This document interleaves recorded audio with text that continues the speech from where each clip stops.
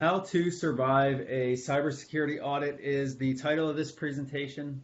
My name is Dan Lazoch. I am the Supervisor of Technology Services at the Bucks County Intermediate Unit.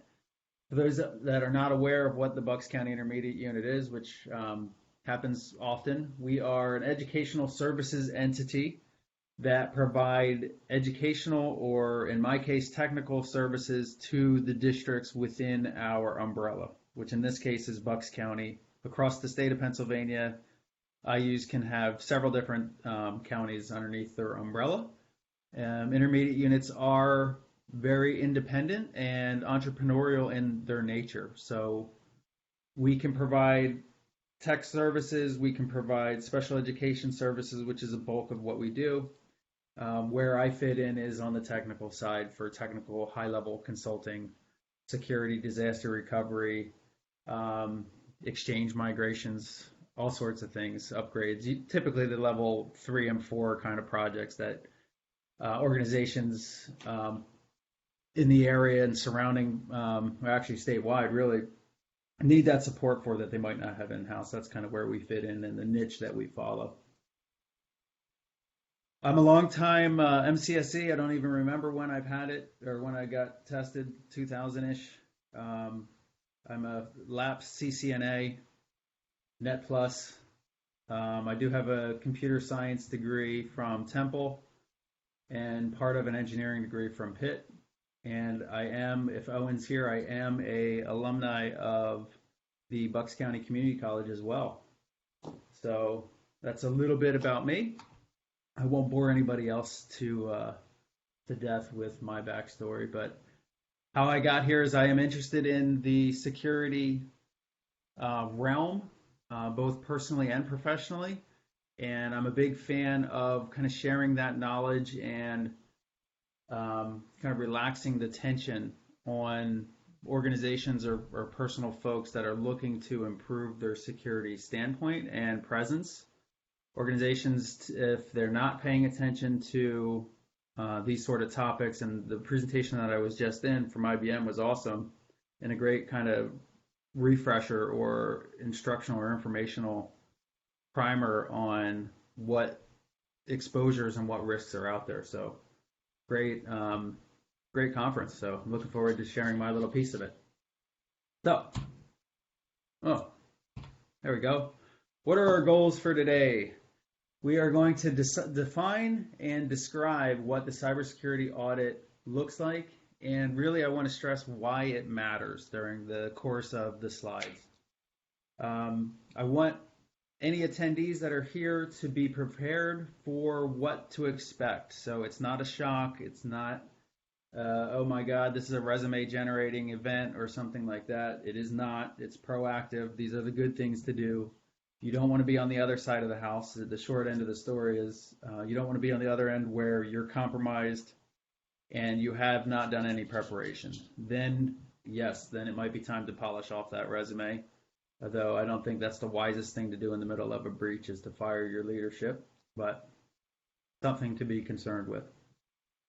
Also, I want to share my personal experience with the audit process. We did our first audit this year. I have this on a future slide, but we did our first formal audit this year, and it was a good experience overall. Findings notwithstanding, and we'll cover that.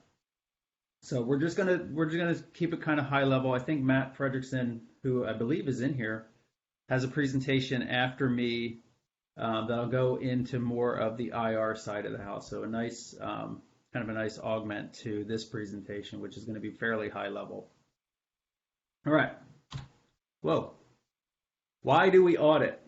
Well, and I did use my Photoshop skills on this picture because it wasn't appropriate immediately, but the language that says if you can't read it, the deeper you hide your head in the sand, the more defenseless your blank is. And I think that couldn't be any truer, especially on the cybersecurity side of the house.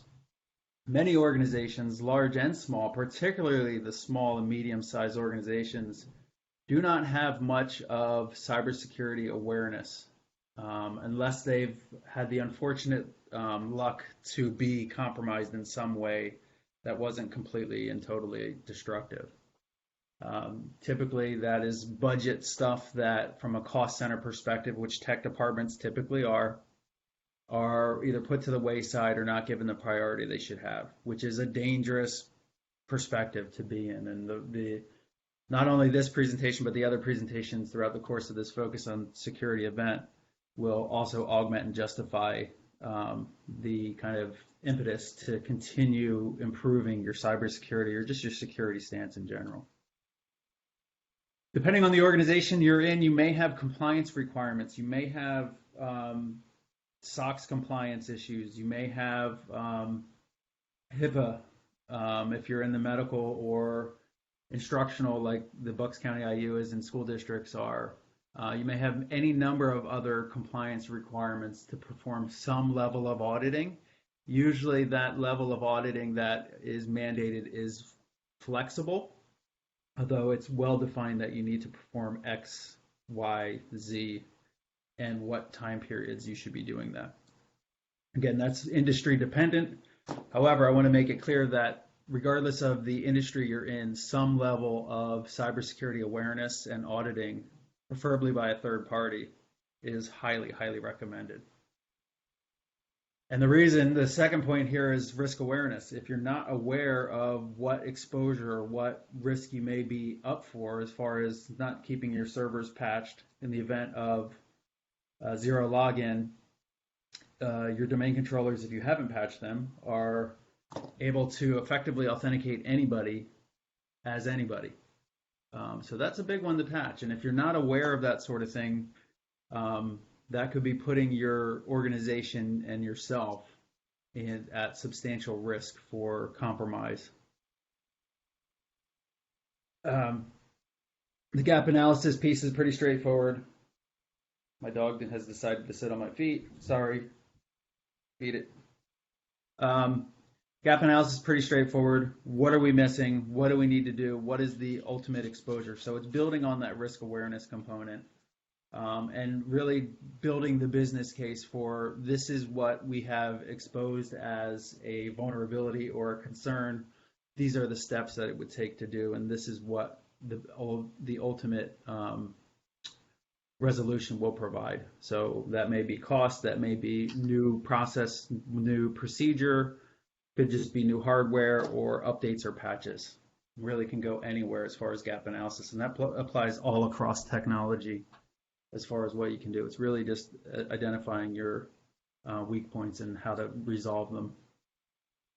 The good side for those who are in business leadership here is most of this audit process, of course, it does cost some money, but it also allows you to drive that budgeting discussion. So if you are in a cost center world, which most of us are, unless you happen to be an MSP or a consultant practice, you need to drive most conversations like I do around budget. How do we pay for what we want to do? What is the ultimate benefit to the organization for making such changes? Can't really do that just by saying that you want to put in a new mail filtering appliance, typically, although your environment may be different. Typically, you need to make some sort of business case for that, for things like, anything on the security side, especially, because usually districts or organizations are a little lighter on there than they would be normally. So it's very beneficial to go through this audit process is the short end of that, because it'll allow you to drive those conversations and prioritize the importance to the organization for fixing these things or putting additional components in place, or sometimes just changing your policy. You may also, like I do, you may also see insurance benefits for your own organization. That could be an immediate thing by doing audit. Attestations, we do a yearly insurance review. I do the technology component where we go through, do you have disaster recovery? Have you done security audits? Have you done the cybersecurity stuff? And are you aware and proactively changing things that have been identified? And we're able to say yes now, and that's an important piece. One other note on the insurance side of the house is you may also want to review your cybersecurity policy or rider specifically for your organization. Don't let that be something you review after the fact. If you happen to be unfortunate enough to be compromised and have a cybersecurity event or an incident response scenario, that should not be the time where you as a leader or as an organization in general are reviewing what your insurance policy covers. Please don't do that. That will get very expensive for everybody. You need to make sure that you have some sort of cybersecurity. So in the event of a ransomware, cryptoware, or some other sort of data exfiltration, you name it, the attack vectors are various. What your coverage is, and to make sure that that actually lines up with what your exposure may be and your obligations as far as if you do have a data breach from a cost perspective. Also keeping in mind that the remediation of compromise is also substantial and not something that will be done in a month or 6 months. It's a very long tail. Most of the remediation will be done in short order, but it's a long tail effect, and you'll be cleaning up for quite a while. Again, speculation. Hope it doesn't happen to anybody on the call, myself included, but you should be aware of it. Auditing is also proactive. So many times I see organizations that are in the reactive phase of, the technology maturity kind of scale. Getting something like these audits, which is relatively straightforward, moving doesn't require a huge uplift. It requires a little bit of budget, but it's a great way to start changing from a reactive. Just putting out fires every day is what I mean by that.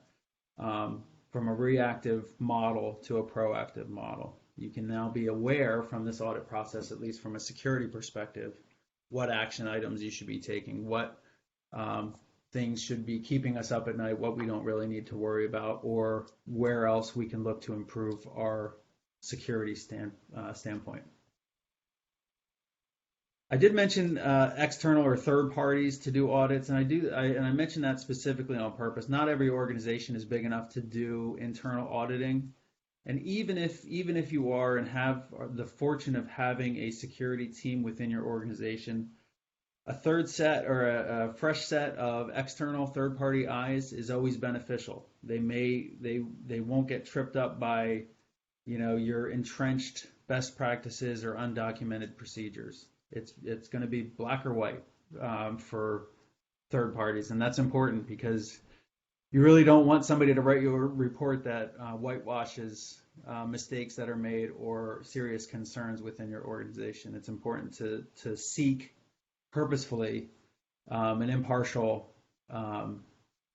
set of kind of requirements. My wife, for example, wasn't the best job she ever had, but she was a financial auditor while pursuing her CPA, and she got to write that whole qualified and unqualified opinion stuff that puts me to sleep. But very important to be able to say objectively that this is what we see, this is the best practice accepted recommendation for resolution. That's important.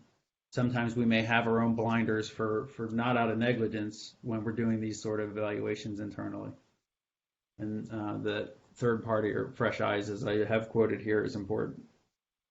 Last point I want to make is that you may actually see a return on your investment. So you spend X dollars on an audit, you may very well save money from insurance. You may very well save money that you'd never really see, but you save money from any sort of breach, downtime, lack of production, etc. I believe that the benefits far outweigh the cost for doing something like this, and there's a multitude of different angles you could approach that from a management perspective. All in our favor. It's really just about making that business case and making sure that the other business units, namely your business office, but other interested parties, are on board. Okay. That's enough of the man with his head in the sand. Audits are not cookie cutter.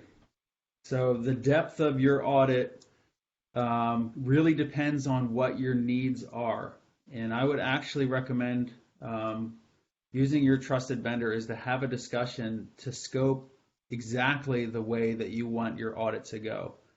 We purposefully did at the IU a fairly high level audit. There was no hands-on, there was no poking around in the network. It was all discussion.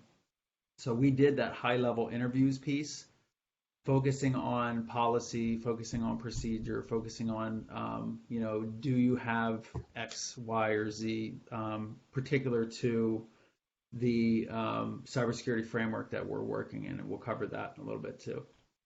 You're also able to scope in external versus internal exposure. So are we actually looking at firewall rules? Are we looking at your external web presence, either in Azure or AWS or something like that, beyond your traditional data center?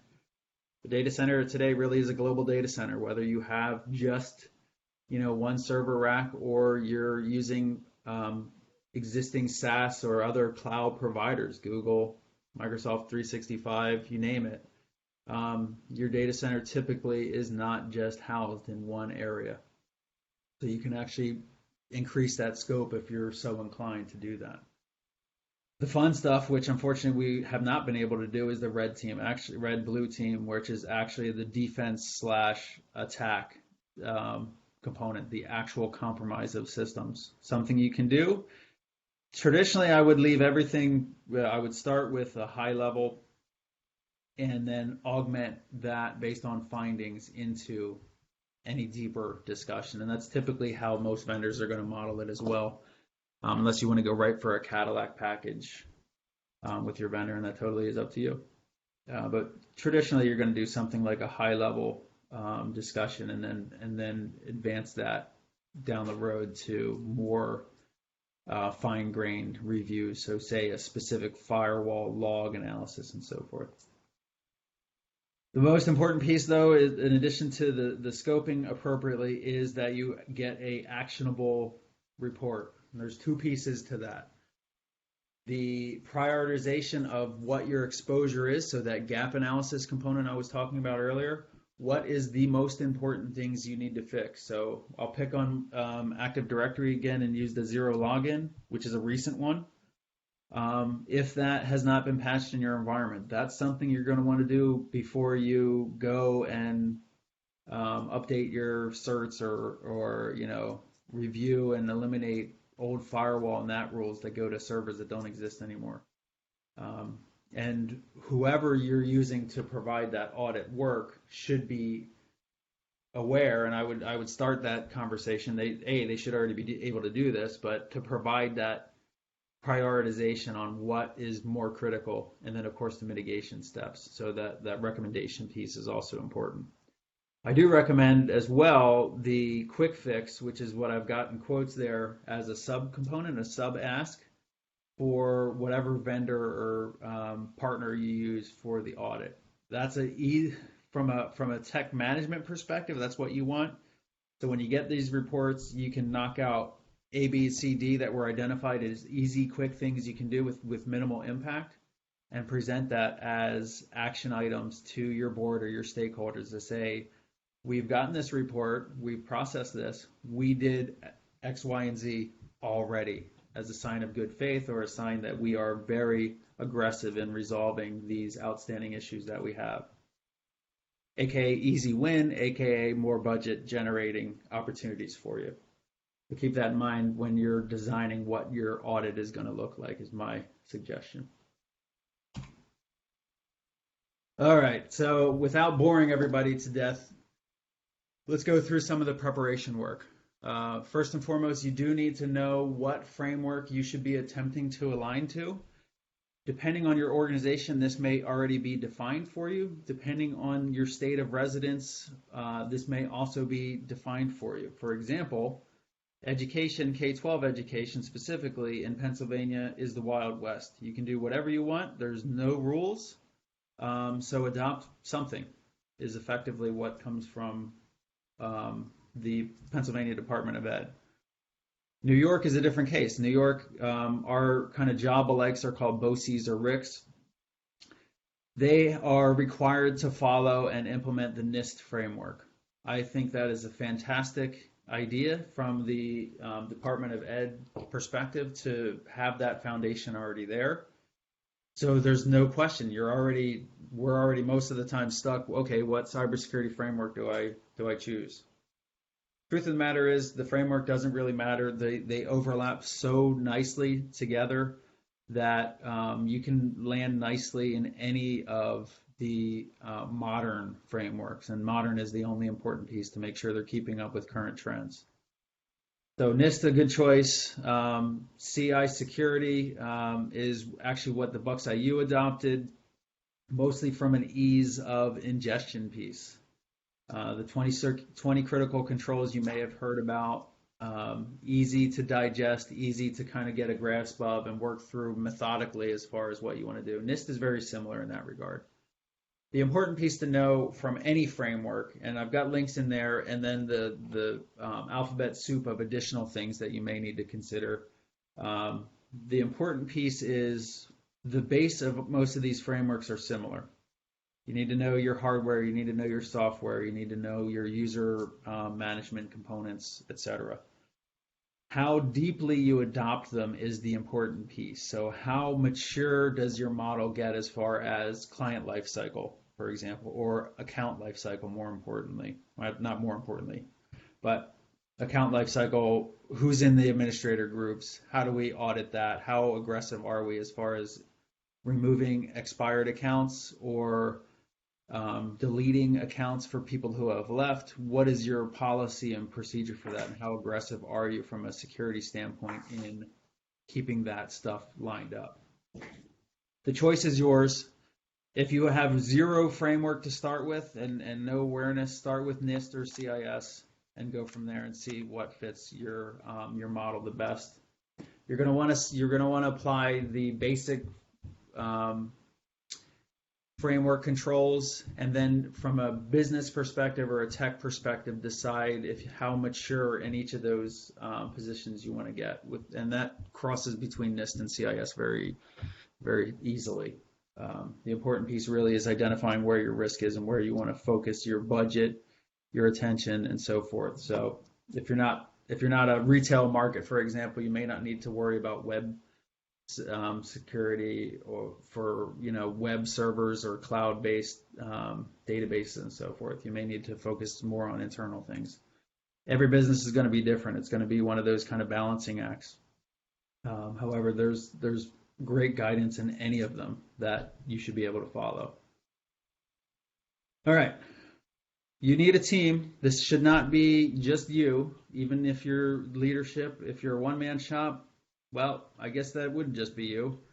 One-person shop, I should say. Typically, your team is going to need to cover all aspects of technology. For us, it was systems folks, data folks, which I don't even have mentioned in the slide, just for lack of room. Your security administrators, if you have them, you may not. And, of course, leadership.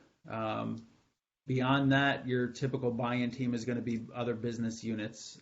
However, your internal department is funded, at least at a high level. But the systems admins, network admins, security admins, so forth, are going to be the ones that are going to be able to answer the real questions or show your auditor the appropriate information that they need to see to develop their findings.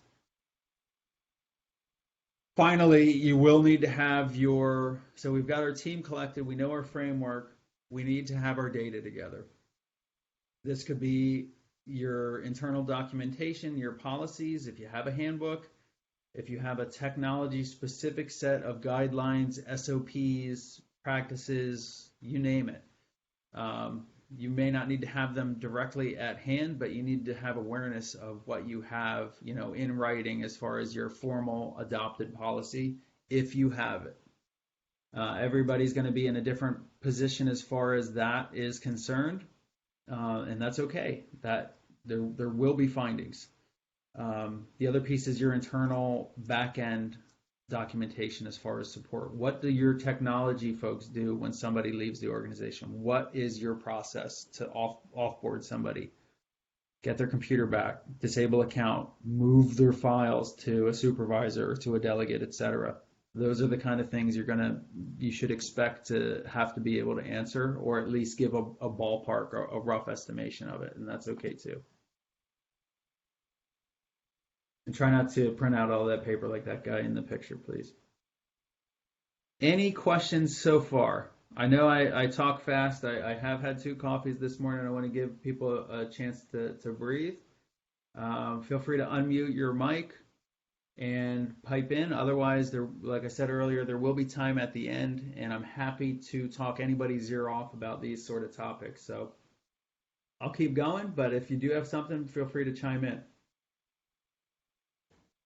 Yeah, I think one of the things too is you have in there about policies and stuff like that, and you also mentioned a one-man shop. I mean, first of all, I think any of these regulations they're going to give you a framework to follow. Like with NIST, I'm under NIST. I have to do a NIST 800 171 and CMMC as a government contractor. But the other one too is with NIST is you mentioned one-man shop. A lot of them say separation of duties. It's in there somewhere. So you need to have somebody else involved in your organization in some of your processes. And I think the other thing too is you also need to have most of these are going to require written procedures as well, not just policies. So to back up some of that those frameworks too. So I figure I'd just throw that in there too. Policies or procedures are huge too. Yes, and the point that you make about, thank you, Greg, by the way. The point that you make about one-man shop is the most riskiest thing. Now, obviously, there's organizations of all sizes. One-man shop kind of models or siloed responsibilities, even in larger shops, are risky in that if you are the sole owner of a process procedure and it's not documented and there's not policy around it, that entire piece evaporates if you're not available. So in education, we don't use the bus rule. We use the lottery rule. If all of a sudden I win the lottery and I'm out, I'm actually where my background picture says. If I don't have documentation, policy, and kind of an augment or a backup to what my business role is, we're starting from scratch, or there's the potential, obviously, for institutional knowledge to just evaporate when I disappear. And that's not a good thing for any position. Same thing goes really for sysadmins. If you have a sole person working in Active Directory, that exposure is really the same. If you have a sole person doing your network infrastructure, same deal. Security and really everything, your data, same piece.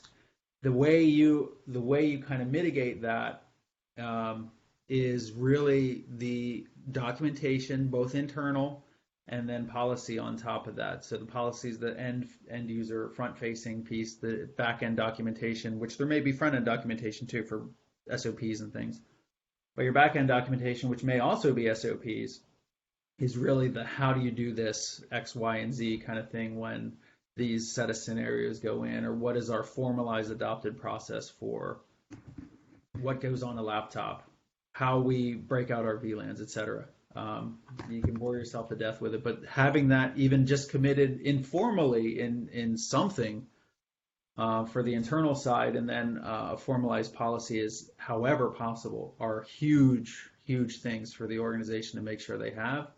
Sometimes that's a bigger uplift than others. Sometimes you can go in, and because the IU does consulting services, we see all sorts of different things in the non-public side of the house, from formalized process to we've got nothing. There's one person, they've got a couple notepad text documents, and here's a printout of what we tried to do 5 years ago of our network layout. That's typically what we might see, all the way to the other end of the thing where it's very mature and very nice paperwork and documentation. Great question, Greg. Yes, the frameworks in many environments may be defined for you, and you may have obligations for multiple pieces of that. So we do have to process, in addition to the SIS component, we do process SOC stuff. We do have to process HIPAA stuff because of the nature of our student population. HIPAA is a big concern. That's the number one. We do also process payments in some scenarios too, so we need to monitor all of those controls and things like that. Kind of fun stuff. All right. So I'm going to pick on CIS 20 critical controls. NIST is very similar, like I mentioned before. I'm not going to spend too much time on this because I don't see that much time remaining. So I want to make sure we leave some room for kind of show and tell and question and answer discussion at the end. These are the big pieces that you need to be aware of in your environment. I do not expect, and I would be shocked if somebody had full awareness of every single one of these components, and these are summarized. These are the 20 critical controls condensed down to like 10 or 12 or so on purpose. I don't like to do the wall of text things. I like to just talk through. Where are you from your inventory management life cycle or controls, both software and hardware, both just as important. Client life cycle, your spam firewall policy, network account control, DR, backup, that's usually the easiest one. Most people are familiar with that. Most people will have some sort of disaster recovery policy. Although I will jump in and just say, if you're not testing your disaster recovery or backup, you don't have it. And that could be a conversation for another day. However, all good stuff. All of these things can be policy controlled and documented in the background, by the way. How do you define your boundaries between infrastructure? So do you have a VLAN for guests? Do you have a printer VLAN? Are you isolating critical components into their own little environments, including external, the internet, or partner organizations, depending? What are you doing for data protection? And that's different from disaster recovery and backup. What I mean for data protection is exfiltration or DRM type controls. Do you know where your data is flowing? Could be database systems, could be Google G Suite, could be Microsoft 365, could be Dropbox, could be any number of things, and could be many things that you are not aware of. So the point from the earlier presentation about the gray market or gray tech that's not officially sanctioned but in use, that is a very real thing, and I would expect, not be surprised, but I would expect to find things if you were to do like an application audit across your organization that you don't sanction or you may not have data security agreements for. That's okay, because now you're aware of it, and now you can take action on that or provide those services that are filling in the gaps for staff, or training, which is one of the important pieces. May not be specific to cybersecurity, but it may be specific to applications. So if people are using Dropbox because they're not aware of how to share things out of OneDrive or G Suite, Google Drive, there you go. That's an easy win. And it might count for continuing education credits too, depending on your environment. Incident response and tabletop exercises. I didn't put exercises in there, but that's what I mean by that. The most valuable thing that you can do is simulate, well, besides the audit itself, is simulate an IR response. And Matt, who's in this call, Fredrickson, has done an amazing amount of presentations on IR and has a wealth of knowledge. So little plug for Matt's session after this one. And of course, testing. Validating what you've done is actually fixing the concern or the gap that you've identified. That is the super high level basic control overview for CIS, NIST, and all the other frameworks, 2702, 002, and so forth. Very similar in you just need to have an understanding, a broad understanding. This is covering all of technology, mind you. And from there, define your focal points, what matters, how mature do you want to take it. So most will have first level, which is just the awareness of the 20 critical controls, a second level maturity model, and then even third levels, which you may be obligated to do, especially if you're in government and dealing with higher tier, higher value assets within your organization. You may have no choice. That's okay. All right, that is CIS in a nutshell. The next piece of this whole entire process is your vendors. Hopefully everybody has some sort of trusted vendors or third parties that do just security audits. There's any number of folks out there that can do these services. CDW, SHI, I've seen their brochures. They all do something similar. High availability is who we used at the Bucks County Intermediate Unit. You may also have some sort of availability right through your insurance carrier, and it may be discounted through your insurance carrier or provided for free, depending. I've heard of that within just the districts within Bucks County. Some actually have cybersecurity auditing built in as a component and a value add to their insurance. Worth pursuing because these sort of evaluations can get pricey. We tried to do this several years ago. The initial quote we got back was $80,000. For a cost center, that is a huge pill to swallow. Things have gotten better, and our vendor relationships have gotten better. So we certainly could still spend that today, especially if we opt in for some of the more involved analysis and audit work. However, you can start wherever you want. We did end up going with high availability. They were more than willing to customize their process to my needs. My fundamental needs to kick this off. This is the first time we ever did a cybersecurity audit. Many of you may be in the same position. I wanted to start kind of broad, get an understanding of where we're at, and then have the ability to model next steps moving forward in addition to whatever findings I could address immediately. So we kept it high level.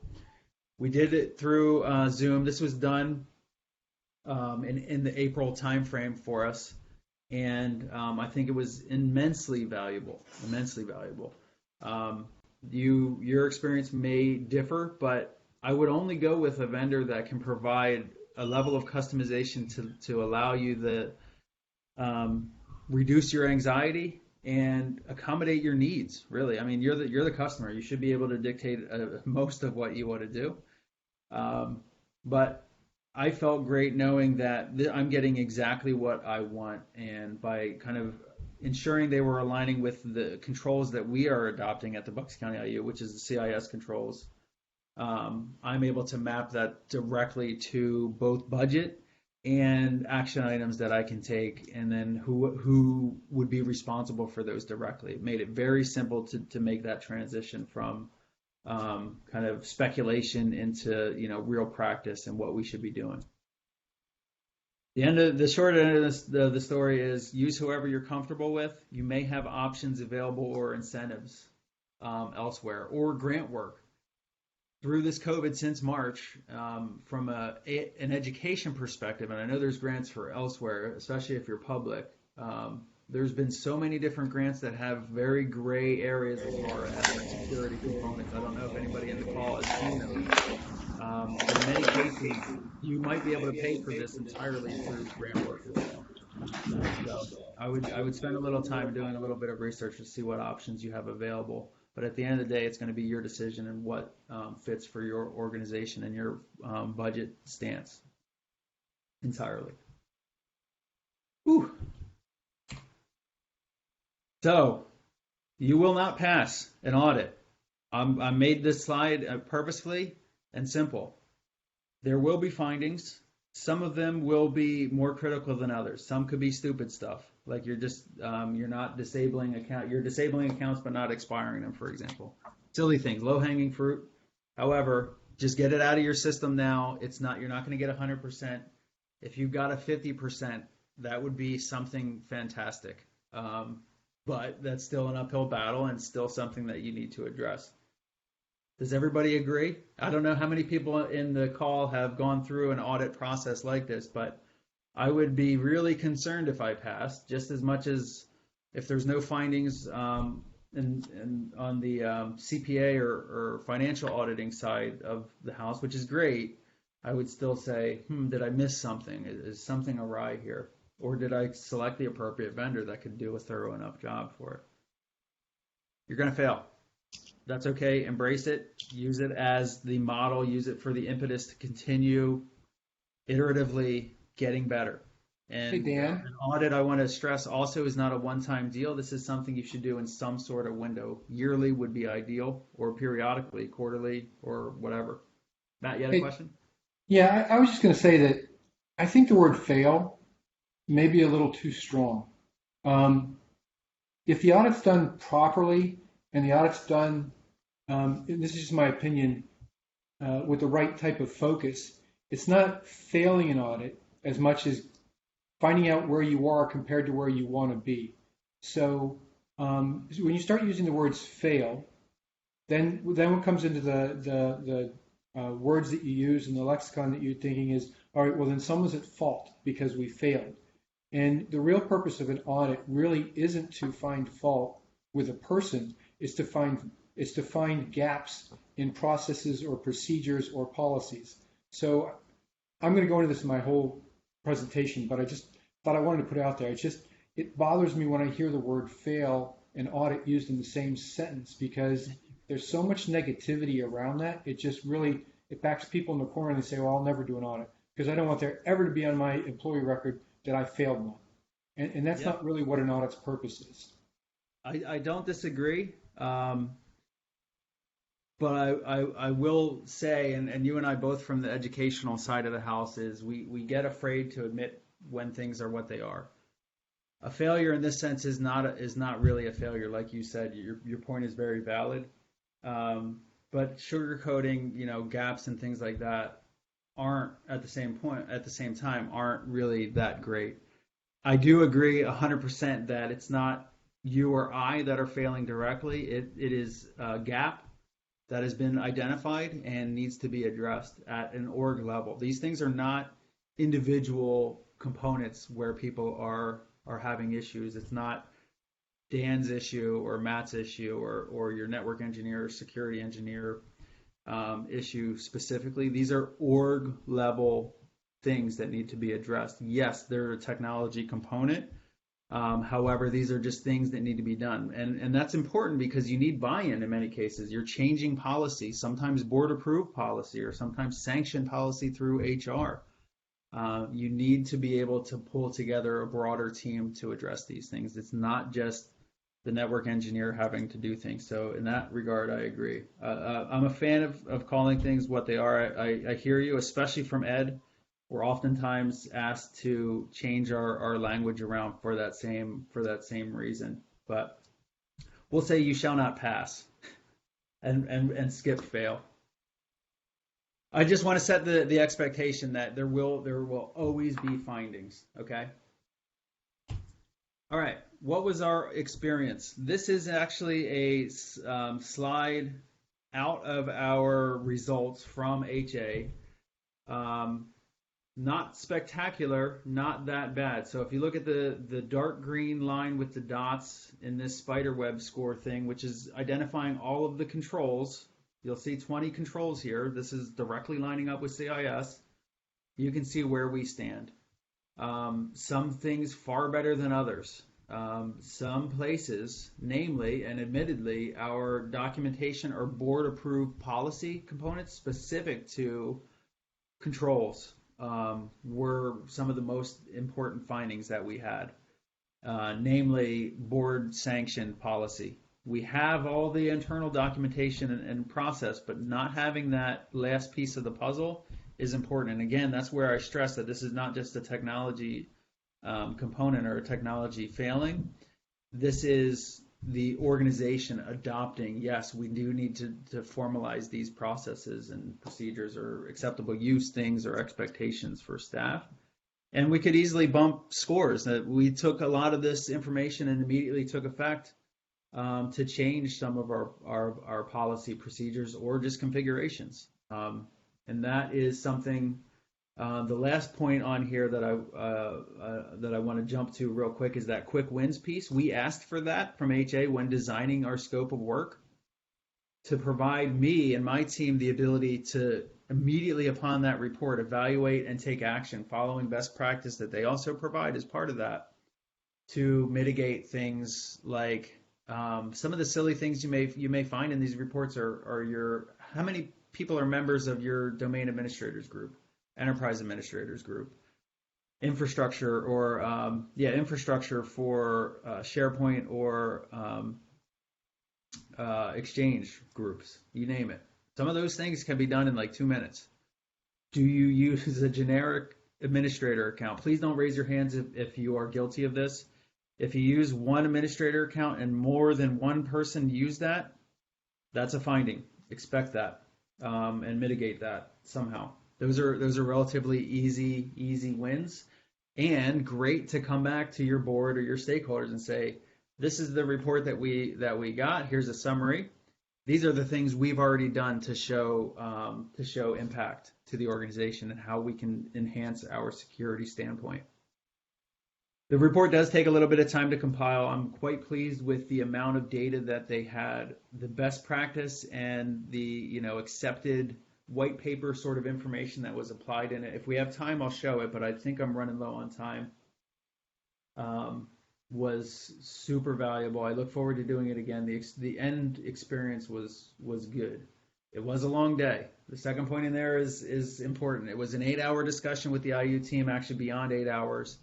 Thankfully, there were breaks. For those of us in COVID, and this is something we did during COVID, like I said, this was in April, we're all used to day-long meetings or what seemed like day-long meetings, and this was a good one because this was not only a long meeting, but also constant conversation.